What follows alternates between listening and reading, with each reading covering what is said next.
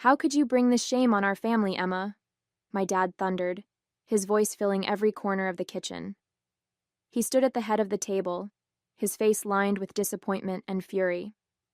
Eliza leaned casually against the counter, arms folded, her lips pressed into a thin line as she watched the scene unfold.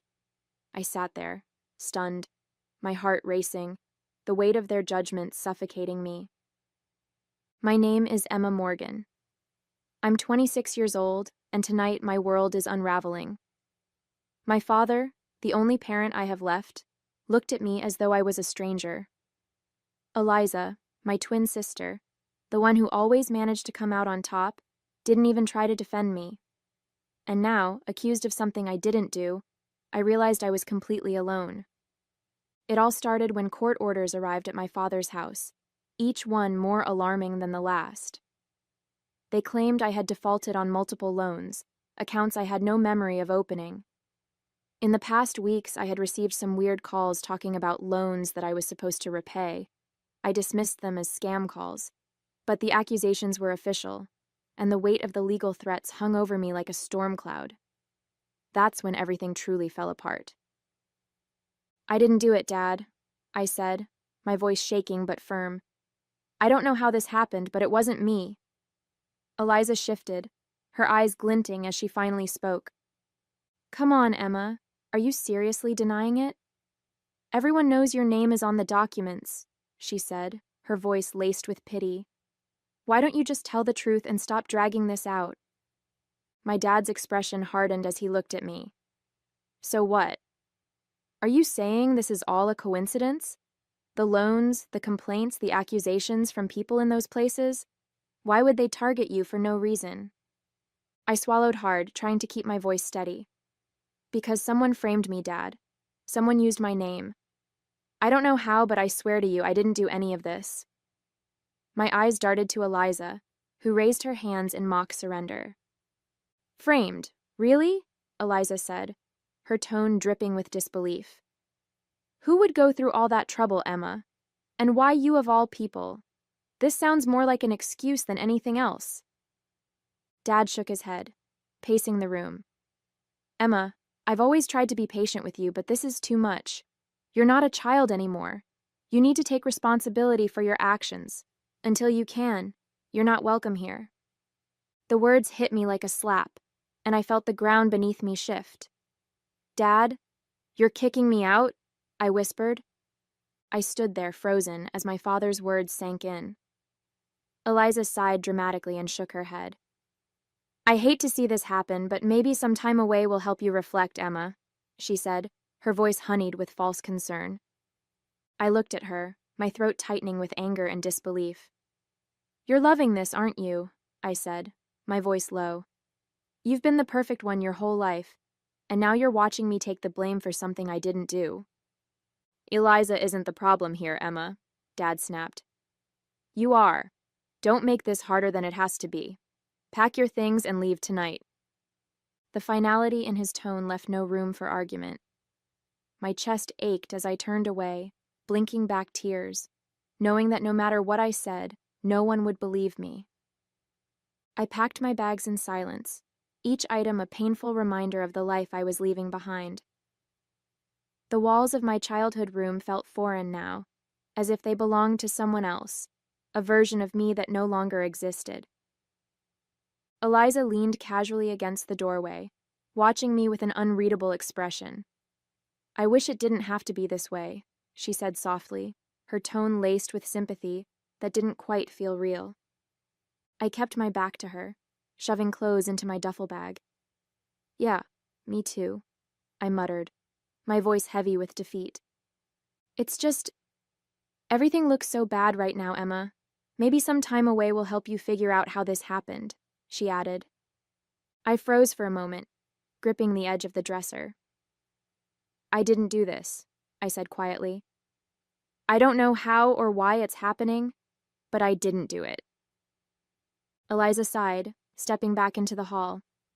I hope you figure it out for your sake. Really, I do.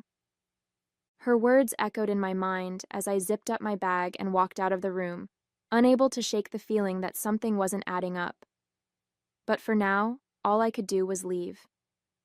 The night air was cold and sharp as I stepped outside, my duffel slung over one shoulder. The house behind me, once a place of warmth and memories, now loomed like a shadow, filled with accusations and betrayal. I paused at the edge of the driveway, glancing back at the window where the light still glowed faintly. Dad hadn't even come out to see me leave. He'd made his decision and didn't care to look back. Eliza's voice echoed in my head. I hope you figure it out for your sake. Her words felt hollow, yet they clung to me like a thorn. How had things gotten so twisted? Why was everything pointing to me when I hadn't done anything wrong? As I walked down the street clutching the strap of my bag, I told myself one thing. I might not have answers now, but I wouldn't stop until I found them. Something didn't add up, and I was going to figure it out, even if no one believed me. The bus station was nearly empty when I arrived, the flickering fluorescent lights casting long shadows across the tiled floor. I bought a one-way ticket to the nearest city, my fingers trembling as I handed over the cash. The clerk barely looked at me, sliding the ticket across the counter without a word. I found a seat in the corner, away from the few scattered passengers. The reality of it all began to sink in as I stared at the crumpled ticket in my hand. I was alone now. No home, no family to fall back on. My mind raced with questions I couldn't answer. How could everything fall apart so quickly? Who would go to such lengths to frame me? And why? The engine of an approaching bus rumbled in the distance, pulling me from my thoughts. As the vehicle rolled to a stop, I tightened my grip on my bag and stood. This wasn't the life I'd envisioned, but it was the one I had to face now, one step at a time. The first few days after leaving home were a blur of cheap motel rooms, instant noodles, and restless nights. I was barely holding it together, my mind spinning with everything I'd lost. But staying in bed and wallowing wasn't going to solve anything. I needed to survive, and that meant finding a job, any job. I landed a position at a small clothing store downtown. It wasn't glamorous, but it was something to keep me busy and bring in a paycheck. My coworker, Mia, was a few years older than me, with bright red hair and a no-nonsense attitude. She didn't pry, but she had a way of getting me to talk without realizing it. One slow afternoon, as we folded shirts near the register, I found myself opening up about what had happened. It's been a nightmare, I admitted, stacking a pile of sweaters. I don't even know how my name got dragged into it. I've never done anything like that in my life. Mia paused, leaning against the counter. That's rough, she said, frowning. You said it was loans and fraud, right? Did you ever think, I don't know, maybe someone pretending to be you could have done it? I stopped mid-fold, her words hitting me like a jolt. Pretending to be me? I repeated, the idea foreign but oddly plausible. I mean, I guess it's possible, but who would go to that kind of trouble? She shrugged, tilting her head. I don't know. Is there anyone who looks enough like you to pull it off? Her question hung in the air, heavy with implication. For a moment, I couldn't answer. My mind flickered to the one person who fit that description perfectly. Eliza. But no. Why would she do something like that? Still, the seed of doubt had been planted, and I couldn't shake it. I hesitated, my hands frozen mid-fold. There's my twin sister, I said slowly, the words tasting strange as they left my mouth. We're identical, Eliza. But she would never do something like that. Everyone loves her. Mia raised an eyebrow, leaning her elbows on the counter. A twin? Identical? Emma, come on. If someone's pulling this off, they'd need to look exactly like you. And you're telling me your twin is completely innocent?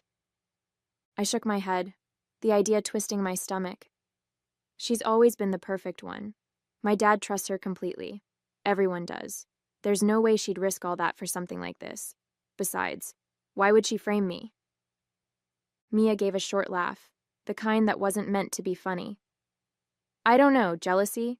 Spite? You'd be surprised what people are capable of when they think they won't get caught.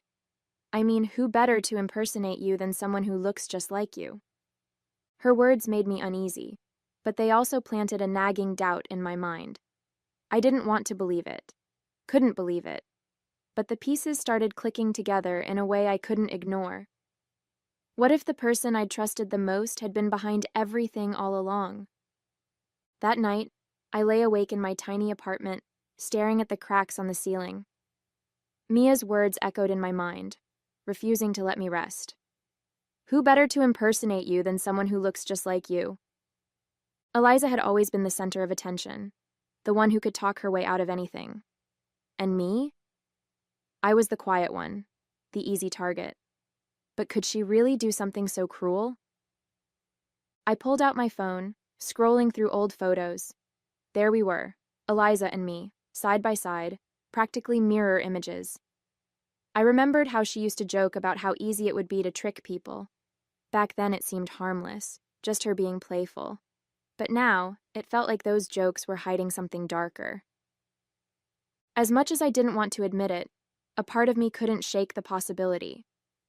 If it was Eliza, she'd gone to great lengths to make sure I took the fall. And if that was true, I needed proof. I couldn't confront her or anyone else without evidence. This wasn't just about clearing my name anymore. It was about finding the truth, no matter how much it hurt. The next morning, I made a decision.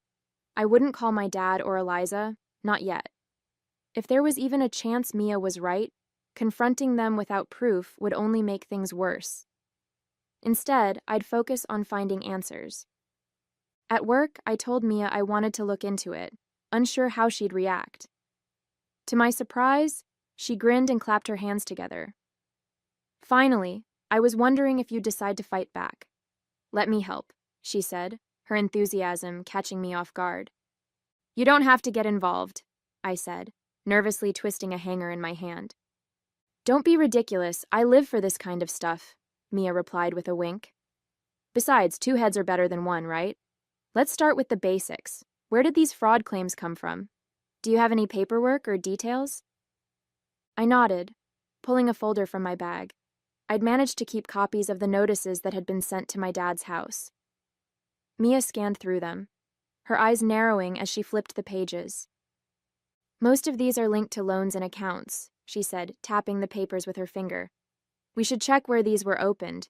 Maybe there's a trail we can follow. For the first time in weeks, I felt a glimmer of hope. Mia's determination gave me strength, and together, we began piecing together the puzzle. If Eliza or anyone else was behind this, we'd find out. One way or another. It all started when court orders began arriving at my father's house, each one more alarming than the last. They claimed I had defaulted on multiple loans, accounts I had no memory of opening. The accusations were official, and the weight of the legal threats hung over me like a storm cloud. Over the next few days, Mia and I worked tirelessly. During our lunch breaks and after shifts, we sat at her tiny kitchen table, combing through the paperwork and trying to track the accounts. She had a knack for details, noticing things I'd overlooked, like slight variations in handwriting and the locations where the accounts were opened. Look at this, she said one afternoon, sliding a document toward me. The signature here doesn't match yours exactly. It's close, but not identical. And all of these accounts? They were opened in the next city over. I stared at the paper, my heart pounding. Eliza was in that city a couple of years ago. She said it was for a volunteer project. I paused, the words catching in my throat. Do you think... Mia leaned back in her chair, her expression serious. It's starting to look like someone used your name while they were there. And if she was the one spending time in that city, well... She let the sentence hang, the implication heavy. I swallowed hard. I don't want to jump to conclusions, but it's starting to feel like all the roads lead to her. Mia nodded. We'll need more. If she really did this, there'll be a bigger trail. Let's check for any transactions or other records linked to these accounts. Her confidence gave me the push I needed. I wasn't ready to accuse Eliza outright, but the pieces were falling into place. I could feel it. We were getting closer to the truth. The first place on the list was a small credit union on the edge of town. Mia and I stepped inside, the faint smell of paper and stale coffee lingering in the air. A young woman behind the counter glanced up and smiled. "Welcome back," she chirped. I froze. "Excuse me?" The woman's smile faltered slightly, but she recovered quickly. "Oh, sorry. I thought you'd been in here before. You look so familiar." Mia shot me a quick look but said nothing. I forced a smile and approached the counter. "Actually, I'm here about a loan that was opened in my name. I need to understand the details." The woman nodded, typing something into her computer. As her eyes scanned the screen, she frowned slightly. "Yes, I see the account. It was opened 2 years ago. You provided the documents in person, so we'll just need to verify a few details." "In person?" I repeated, my voice shaking. "Yes," she said slowly, her gaze darting between me and the screen. "You brought your ID and signed the forms here in the branch." She hesitated, then added, "It was during a quiet afternoon. I remember because we chatted briefly about how warm it was for that time of year." Mia leaned casually against the counter, her expression calm but her eyes sharp. "Is there any chance you could pull up a copy of those documents? We'd like to check everything carefully." The employee hesitated. "I can't let you take them, but I can show you the scans in the system." She turned the monitor slightly, and there it was. My name, my signature, and my face. Except, it wasn't my face. Not exactly. Mia stepped closer, her voice low. "Emma, that's your sister, isn't it?" My stomach dropped. The face on the screen was identical to mine, but with subtle differences I couldn't deny. It was Eliza. My hands trembled as the truth I'd been avoiding stared back at me. We visited 2 more locations that day, each experience eerily similar. At every bank or loan office, the employees acted like they knew me, greeting me with familiarity or referencing conversations I'd never had. At one office, a middle-aged man behind the desk even chuckled. "Back again? Didn't think we'd see you so soon," he said, shuffling through papers on his desk. I forced a polite smile, my stomach twisting. "Actually, I'm here about some discrepancies with an account opened in my name," I said carefully. His smile faded slightly and he glanced up at me. "You're saying there's an issue? But you provided all the documentation yourself when you were here last month." Mia leaned forward, her tone casual but firm. "Was there any ID involved? Maybe you still have it on file?" The man frowned but nodded. "Of course. Let me pull up the account." When the documents appeared on his screen, my heart sank. The face staring back at me from the ID was unmistakable. Eliza's face wearing my name. My stomach churned as realization hit me like a freight train. It was Eliza all along. The face on the ID, the signature on the forms, the confident way she'd carried out the scams. It was her. My twin sister, my own flesh and blood, had used our identical looks to steal my name, my identity, and leave me to bear the fallout. I stared at the screen in disbelief, my chest tightening with a mix of betrayal and rage. Mia placed a steadying hand on my shoulder, her expression a mix of sympathy and quiet fury. "She's been setting you up from the start," Mia said softly, her words cutting through the silence like a blade. I wanted to scream, to cry, to storm out of the room and demand answers from Eliza. But all I could do was sit there, frozen, as the full weight of what she'd done crashed down on me. My own sister had framed me, and my father had believed her without question. As we left the office, my mind raced, piecing together everything I had ignored or brushed off over the past year. Eliza's sudden obsession with high-end fashion, the designer handbags, the tailored coats, the expensive jewelry she'd flaunted at family dinners. I'd asked her once how she could afford it all, and she'd laughed it off, saying, "Oh, just a little treat for myself. You know I've been saving up." At the time, I believed her. Why wouldn't I? She was always the one who had everything figured out. But now, those memories took on a sinister edge. The way she'd avoided specifics, the extravagant purchases that didn't match her modest job, the smug look she'd get whenever I questioned her success, it all made sense. She hadn't been saving up. She'd been using my name to fund her lavish lifestyle, leaving me to face the consequences. The next day, I met with a lawyer named David Cole, a calm, middle-aged man with a sharp gaze that seemed to see through every word.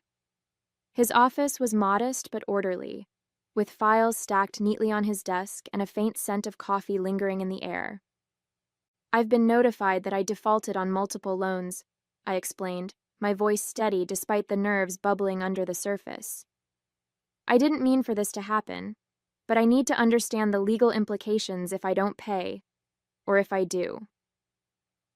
David leaned back in his chair, clasping his hands.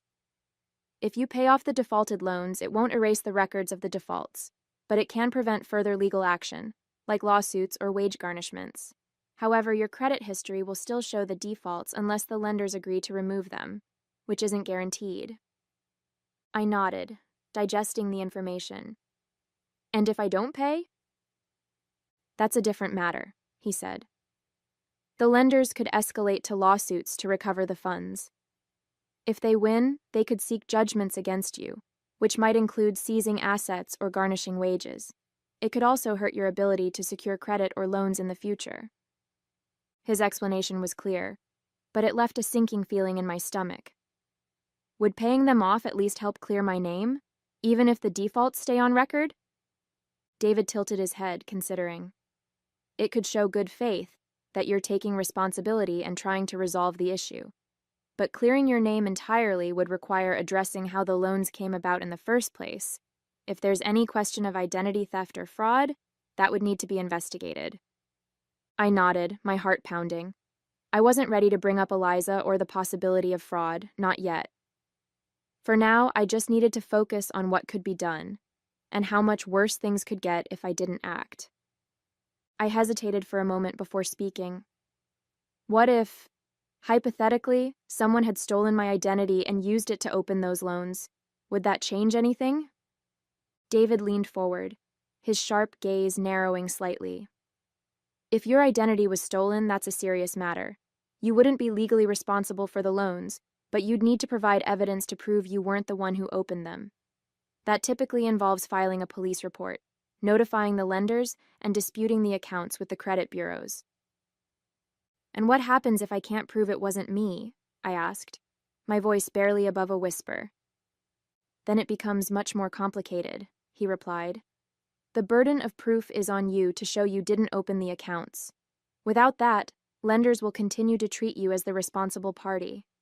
But if you can gather any evidence, like being in a different location at the time or showing discrepancies in the application documents, it can make a big difference."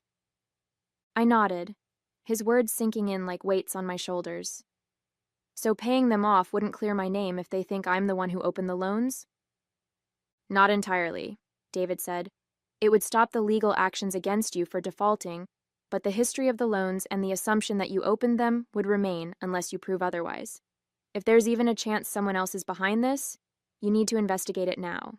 The longer you wait, the harder it'll be to gather evidence." I nodded again, my mind racing. His advice made sense, but it also meant I couldn't avoid the truth forever. David's expression softened slightly as he leaned forward, his voice steady. "If you can prove that your identity was stolen and you weren't the one who opened those loans, you won't be held liable for the debts. The lenders will have to close the fraudulent accounts and stop pursuing you. Your credit report can also be corrected to remove the negative marks associated with those accounts." Relief flickered for a moment before another question crept in. "And what happens to the person who stole my identity?" "That depends," David said, his tone firm. "If you provide evidence of identity theft, it becomes a criminal matter. Law enforcement could get involved, and the person responsible could face charges for fraud, forgery, or other related crimes. Penalties could include fines, restitution to the lenders, or even prison time, depending on the severity of the case." I swallowed hard. "So, if I come forward with proof, I'll be cleared, but the person behind this, they could face serious consequences?" "Yes," he said, meeting my eyes. "But clearing your name is your priority. If someone close to you is responsible, I know it might feel complicated. But remember, this isn't just about money. It's about justice and protecting yourself from further harm. I nodded slowly, his words settling heavy in my chest. If it came to that, I'd have to make a choice. Protect the person who betrayed me, or finally fight for my own truth. The decision weighed heavily on me, but I knew I couldn't keep running from the truth.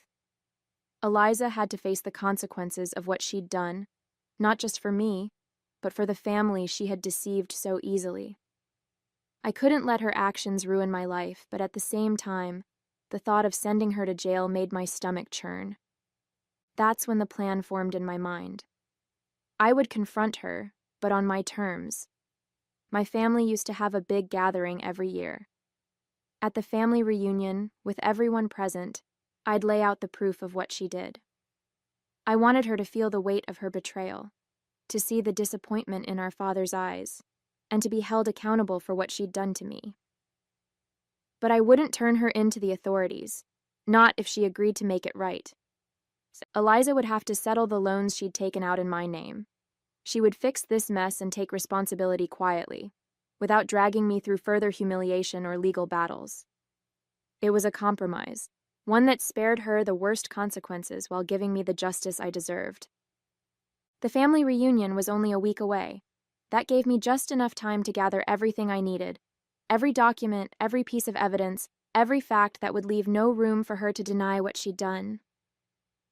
This time, Eliza wouldn't talk her way out of it. She would face the truth, and so would everyone else. The days leading up to the reunion felt like a blur. Every spare moment was spent combing through the evidence I had gathered, photos of the forged documents, bank statements, and even the recordings of the bank employees who had unwittingly confirmed Eliza's actions. Each piece fit together like a puzzle, building an undeniable case against her. Mia was by my side through it all, her relentless energy keeping me focused when the weight of it all threatened to crush me. "You've got this, Emma," she said as I packed the files into a neat folder the night before the reunion. "Just stick to the plan. Don't let her twist this around." I nodded, my hands trembling slightly as I zipped the folder shut.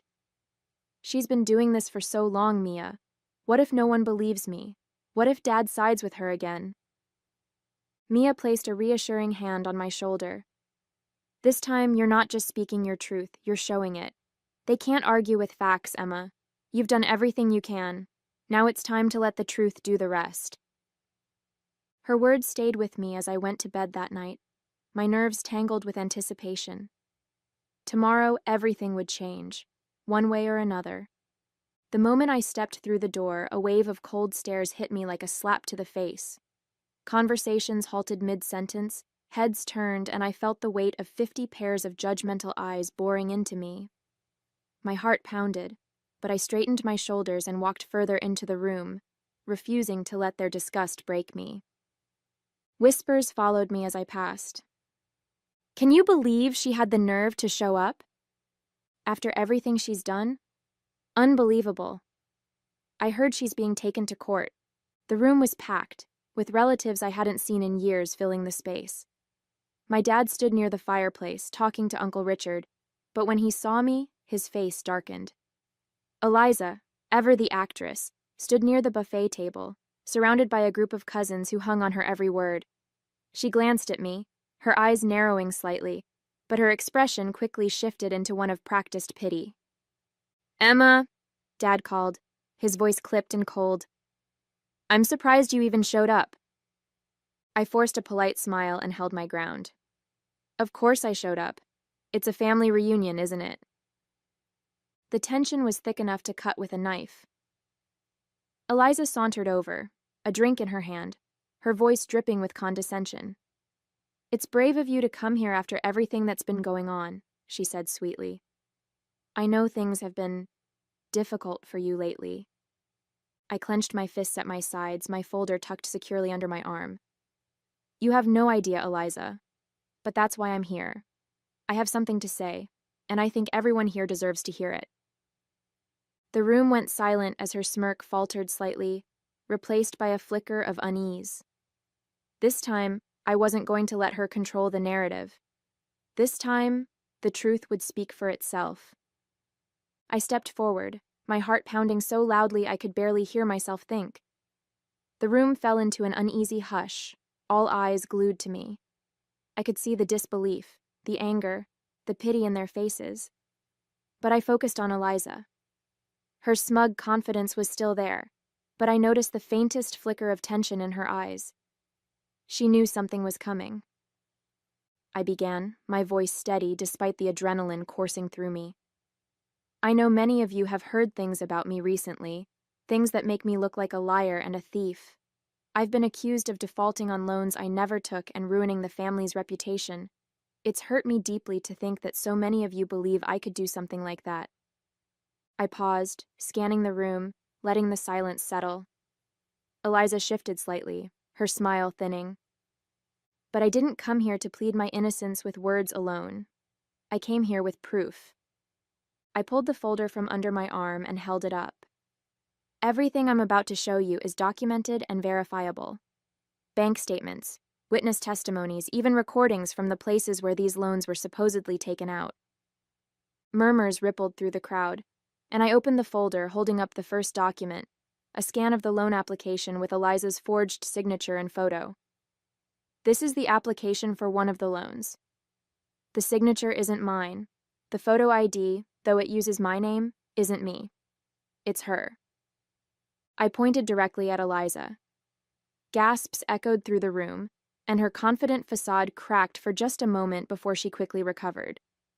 "That's ridiculous," she said, her voice rising as she laughed nervously. "Why would I ever do something like that? Emma, this is desperate, even for you." But I didn't stop. I laid out every piece of evidence, the mismatched handwriting, the dates she'd been in the cities where the loans were taken out, the employees' descriptions of her. Piece by piece, the puzzle came together, and the crowd turned their eyes to Eliza, their expressions shifting from pity for me to suspicion toward her. By the time I finished, the room was buzzing with tension. I looked directly at my father, his face pale, his eyes darting between me and Eliza. "Dad," I said, my voice softer now. "I know you don't want to believe this, but the truth is right here. She used my name, my identity, to fund her lifestyle, and I've been left to pick up the pieces." Eliza stepped forward, her voice shrill. "This is insane. She's lying, trying to turn everyone against me because she's jealous. You all know she's always been jealous of me." But the weight of the evidence spoke louder than her words, and for the first time, I saw doubt flicker in the eyes of those who had always believed her. The room was filled with stunned silence as I finished speaking, my evidence laid bare for all to see. Faces that once held disgust and judgment now showed shock and disbelief, their gazes shifting from me to Eliza with growing unease. Whispers spread like wildfire, and I could see the shift, slow at first, but undeniable. They believed me. For the first time, the weight of their judgment lifted, replaced by the crushing realization of what Eliza had done. Eliza's face twisted with anger as the whispers grew louder, the weight of the evidence pressing down on her. "This is ridiculous," she snapped, her voice sharp and trembling. "I don't have to stand here and listen to these lies." She shoved past the crowd, her heels clicking furiously against the floor as she stormed toward the door. "You're all pathetic for believing her," she shouted over her shoulder before disappearing into the night, leaving the room in stunned silence. As soon as the door slammed shut behind Eliza, the room erupted into a mix of murmurs and hesitant apologies. A few relatives approached me, their voices soft, laden with guilt. "I'm so sorry, Emma," one cousin said, her eyes welling with tears. "We had no idea." But I couldn't stay to listen. My heart raced as I turned and followed Eliza, pushing past the crowd. I needed to confront her, alone. "Emma, wait!" my dad's voice called after me. I hesitated for a moment, then kept going. I heard his footsteps behind me as I stepped into the cool night air, scanning the parking lot for Eliza. There she was, fumbling with her car keys, her hands shaking as she tried to unlock the door. "Eliza!" I shouted, my voice echoing in the quiet lot. She froze, then turned to face me, her expression a mix of fury and panic. My dad caught up, his breath ragged, and looked between the two of us. confusion and anger etched on his face. "What the hell is going on here?" he demanded, his voice breaking the tense silence. I stepped forward, my eyes locked on Eliza. "You're not running away from this. We need to talk. Right now." Eliza's eyes darted between me and our dad, her panic barely concealed beneath her defiant glare. She crossed her arms, leaning against the car as if she could shield herself from what was coming. "Admit it, Eliza," I said, my voice steady but firm. "Tell Dad the truth about what you did, or I'll have no choice but to take this to the authorities." Her jaw tightened, and for a moment I thought she might lash out. But the weight of the situation was pressing down on her, and she knew it. "Eliza," Dad said, his voice shaking, filled with anger and desperation, "is what Emma's saying true? Did you really do this?" Eliza scoffed, rolling her eyes. "Fine," she snapped, throwing up her hands. "Yes, I did it, okay? I used her name for the loans. I didn't think it would get this far. I figured it'd all blow over and no one would even notice." Dad staggered back a step, his face pale. "How could you, to your own sister? To this family?" "I didn't think she'd be such a martyr about it," Eliza shot back, her voice cracking. "I needed the money, and she's always been flying under the radar. I thought she'd just take the heat and move on." I shook my head, my heart pounding. "You didn't just hurt me, Eliza, you destroyed my life, and I was ready to let you get away with it if you'd just own up to it and fix it. But if you don't settle those loans and clear my name, I'll make sure everyone knows what you've done, including the police." Eliza froze, the weight of my ultimatum hanging heavy in the air. For once, she had no comeback, no way to charm her way out of the mess she'd created. Eliza's defiance crumbled, her shoulders sagging as tears welled in her eyes. She looked down at the ground, unable to meet either of our gazes. "I'm sorry," she whispered, her voice barely audible. "I never meant for it to get this bad. I didn't think it through." Dad stared at her, his expression a mix of disappointment and disbelief. "You didn't think? Eliza, do you realize what you've done to your sister, to this family?" She wiped at her eyes, shaking her head. "I'll fix it," she said quickly, her voice trembling. "I'll pay back everything. I'll settle the loans. I'll clear Emma's name. I swear I'll do whatever it takes to make this right." I watched her carefully, searching for any hint of manipulation, but for the first time, Eliza looked genuinely ashamed. "You better mean that," I said, my voice firm but quieter now. "Because if you don't, I won't hesitate to take the next step. This is your last chance, Eliza." She nodded frantically. "I do. I'll do it, Emma. I promise." Over the next few weeks, Eliza kept her word. She contacted the banks, paid off the defaulted loans, and provided statements clearing me of any involvement. It wasn't an easy process, and it didn't erase the damage overnight, but step by step, my name was restored. While I couldn't forget what she'd done, I felt a sense of closure. In the end, justice was served, not through revenge, but through accountability. Eliza's actions left scars, but they also gave me the strength to stand up for myself and reclaim my life. My family began to see me for who I truly was, not the person they had unfairly judged. Though trust with Eliza would take time, I found peace in knowing I had finally stepped out of her shadow and into my own light.